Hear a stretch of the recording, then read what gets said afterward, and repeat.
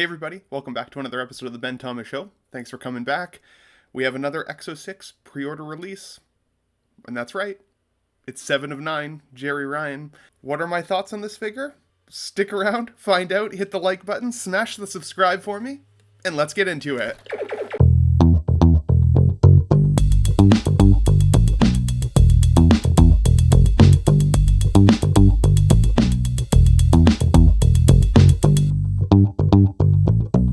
So I want to start off this video today with a picture of real-life Jerry Ryan from Star Trek Voyager. That's right, 7 of 9, otherwise known as her human name, Annika Hansen. To me, 7 of 9 is one of the best characters in Star Trek history. She has one of the greatest character arcs. She has a very sympathetic story. She was, of course, assimilated by the Borg as a small child taken from her parents and raised by the Borg. She doesn't really understand humanity at all when we first get a chance to meet her. And Captain Janeway and her crew bring her back to humanity and give her her life back. And I loved that story in Star Trek Voyager. Now, when it comes to 6 scale figures in my collection, am I planning on getting this figure? Well, let's take a better look at some of the photos and try and decide that. My initial thoughts are pretty mixed, to be fully honest. I like how they've done the hair. I do think that the face sculpt is a little bit soft, still.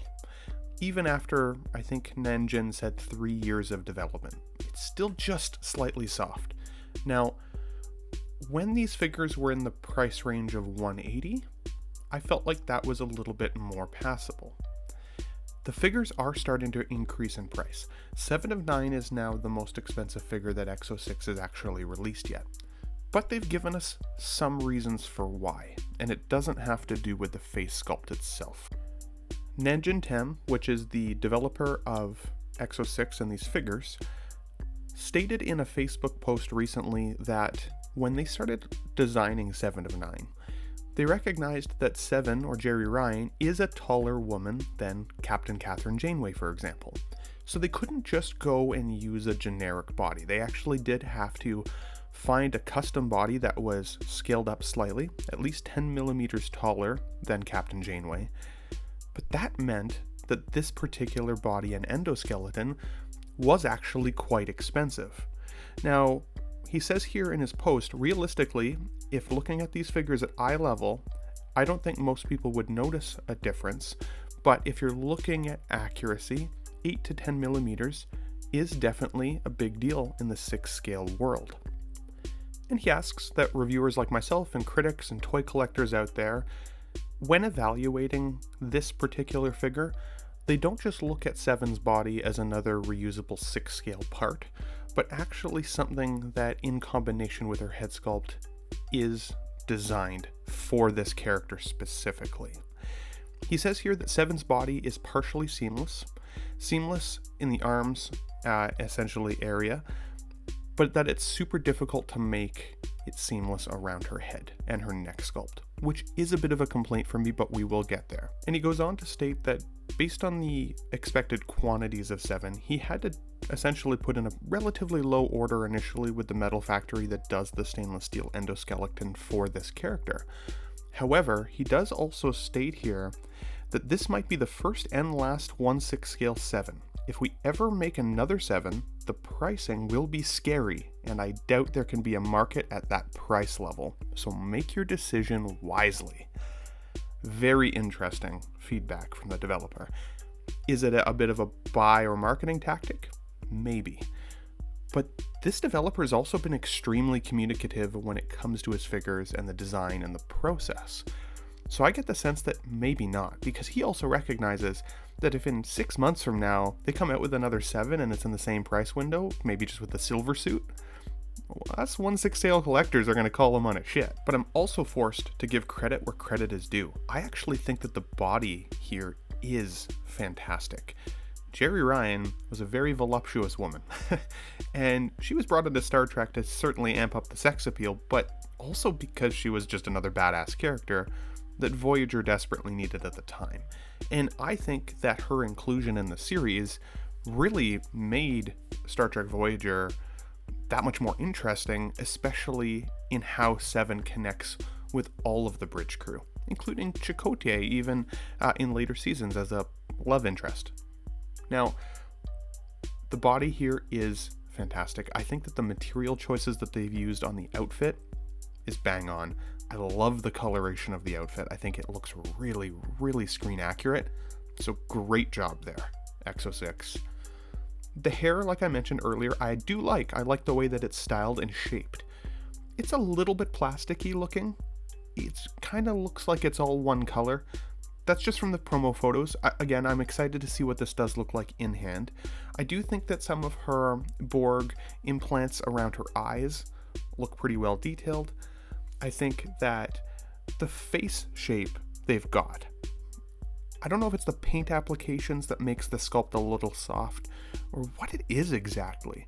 Unlike the Michael Burnham figure where I thought it doesn't really look like Michael Burnham. It kind of looks like somebody doing a really good cosplay of Michael Burnham. I don't get that sense here with Seven. I just don't also see this being necessarily a figure that should be in the $250 range once you look at shipping. Now for me in Canada, I also have to look at conversion rate. I also have to look at, of course, shipping as well as cross-border fees. So as these figures progressively raise in price, this figure specifically is being a pre-order at $220 plus $25 flat rate shipped if you get it directly from EXO 6. To me, at least as a Canadian market, means that that is putting this figure well over $350 by the time I actually have it in hand, which is definitely starting to approach Hot Toys costs for me. And would I say that this is a Hot Toys quality sculpt? Absolutely not, unfortunately. Do I still really like this figure? Yeah, 100%, which is why I'm so conflicted. Because for you guys who are listening to this video, I want you guys to have the gut check that I do. I don't want us as collectors to just look at a figure and be so blown away and so positive all the time. But I don't want to be negative either. This is by far the best 7 of 9 the 6 scale market has ever seen. And EXO 6 is still really just getting started, right? They have so many figures planned. Is this a figure I want to buy? Well, yes, it is. I think 7 of 9 can certainly stand on her own terms in my collection. I don't actually feel like I need to have the rest of the Voyager cast in my collection in order to still really enjoy her. And she does come with some pretty cool stuff. She has at least 10 interchangeable hands. She's got 5 of which that have the Borg implant in them. She's got that assimilation nanotech there coming out of her one hand, which is pretty cool. I do like that. The thumb on the one human hand looks a little strange in this picture, but maybe that's just weird photography. I do like that her high-heeled boots are built into her outfit, just like they were in the television show. She also does have hands that hold the compression phaser rifle, the Type 2 tricorder, or I should say the Type 2 phaser, as well as the tricorder, and her data pad that she comes with. Now, I do also really like the fact that the tricorder holster is matching the outfit, and the phaser holster also matches the outfit. So, bravo EXO 6, I think that's a really nice detail. They pulled that off really well. And lastly, her communicator badge on her outfit is fixed in place, but looks pretty detailed, pretty nice. And one thing to note, they didn't show the hexagonal transporter base that the other figures have been coming with, but she also does come with it, which also has that slip that you can put over the top for either the center of the transporter pad or one of the sections around it. So you can kind of make a bigger transporter pad display if you want, which I like. It's a pretty cool detail. They just don't show it in the picture here, so it does come with a base. Don't worry about that. Now that brings us, of course, to the rating. For this figure preview, these images that we're seeing, I would give this figure still an 8.5 out of 10. The cool things that I really like about this figure, I like that she's got a unique body. I love the outfit. I love the coloration. I love the Borg implants. There's a lot of really good here. But I really don't love the neckline on this figure. I do think that it looks like her head's been kind of popped on. It makes her look more like a figure and less like a shrunk down version of the actress that I'm always going for when it comes to my 6 scale collection. I also don't like the price. I understand that there is some justification for the price, for sure, but it does worry me that EXO 6 is slowly increasing their pricing and giving us a lot of reasons for why they have to. But the closer these get to $250 or higher before shipping means that I will have to be more selective in the figures that I choose to buy in my collection, and I don't want to. I want to be able to buy all the Star Trek figures that come. But budget's a real thing, and money challenges are a real thing in life for all of us for the most part.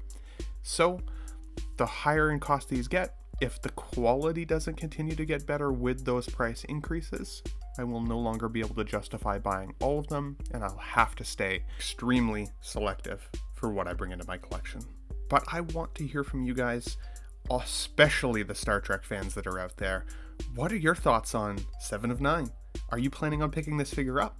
Do you like or dislike some of the things that I've noted in this video, or are they just not deal breakers for you? Were you going to buy this figure pretty much no matter how she came out?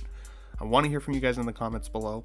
I'm also getting close to my goal of 300 subs, so if you don't mind, hit the like button for me, smash the subscribe if you can, and I will catch you on the next figure preview video, especially for Star Trek. Thanks guys, see you on the next one.